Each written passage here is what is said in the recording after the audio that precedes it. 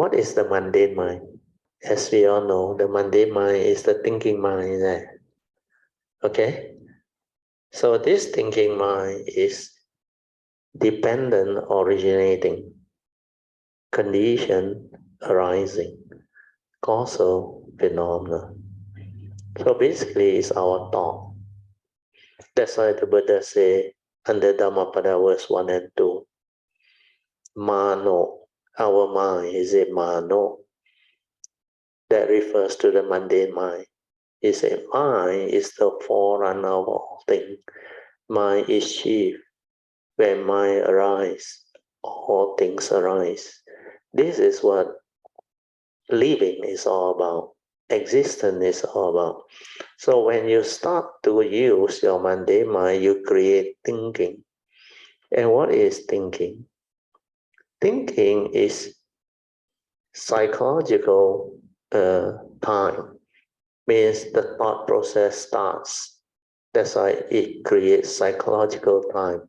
So this is why the Buddha said the Dhamma or the truth that we realize is akaliko. Akaliko means beyond thought, beyond time. This truth can only be realized by the silent mind, the true mind without thought. That's why it is beyond thought, beyond mind. So if your instrument is thought, then it limits you. How can you realize an enlightenment, the Dhamma, which is beyond thought, beyond time, beyond the psychological time?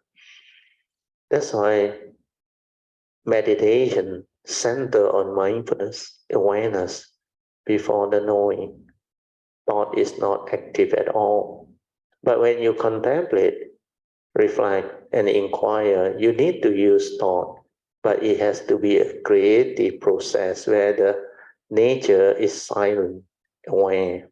Then from there, you inquire, you reflect, you contemplate. That's how you do it. Means you throw up the Dhamma.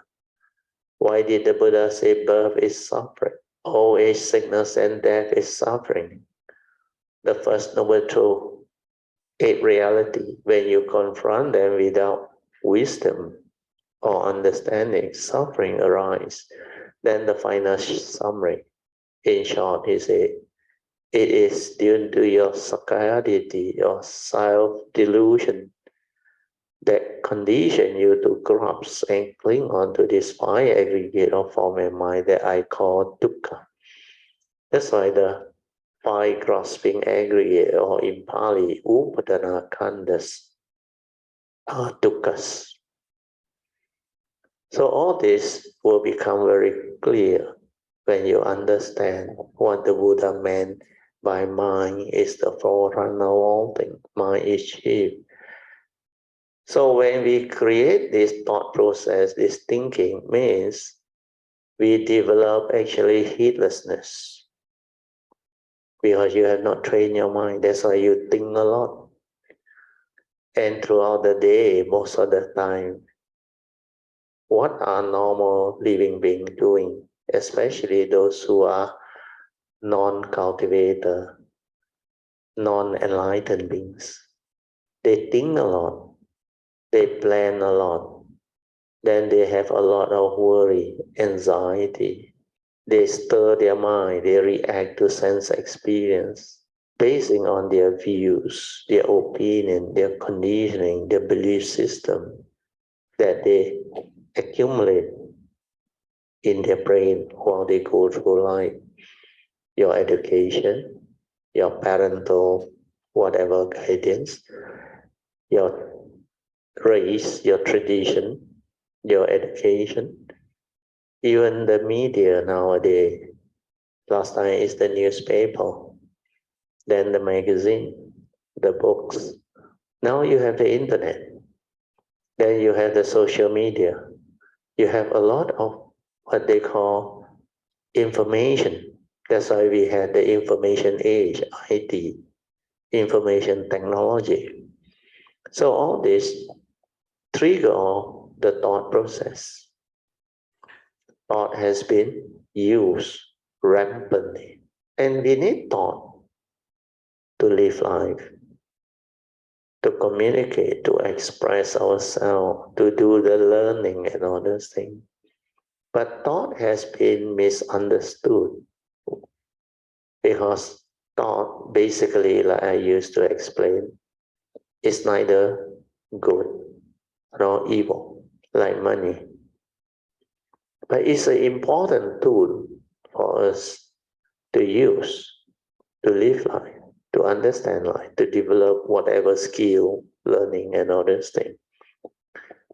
So thought has its purpose in life. That's why we have been using it constantly, rampantly. But without wisdom, you don't know how to use thought.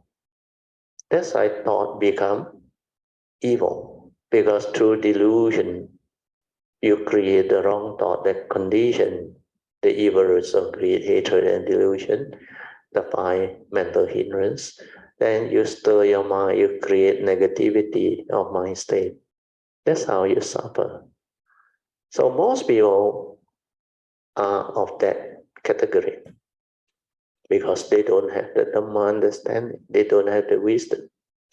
So the user of thought is like the user of money. If you are deluded, selfish, violent, with the evil roots of greed, hatred, and delusion, when you use money, money becomes evil.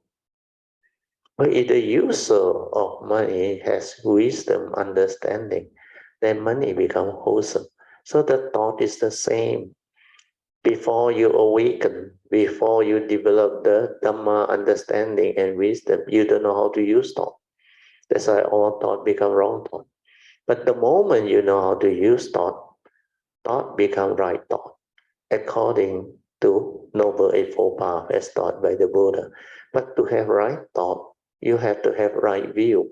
So what is the problem with meditation and cultivation? We are human beings, don't have this understanding. Like I always said, thought is the only instrument they have. So what they do, they use thought, not knowing that thought is only used for specific thing, mechanical thing, useful thing, like to learn technology, maths, study, and all those things, to remember your name, where you stay, your signature, bank signature, and all those things. So these one are mechanical memory that you need. But when they come to psychological memory, involving mental intention, mental states, like thought that trigger off fear, worry, anxiety, sorrow, lamentation leading to suffering. These are psychological memory. This one you cannot use thought. You use thought, you are doomed.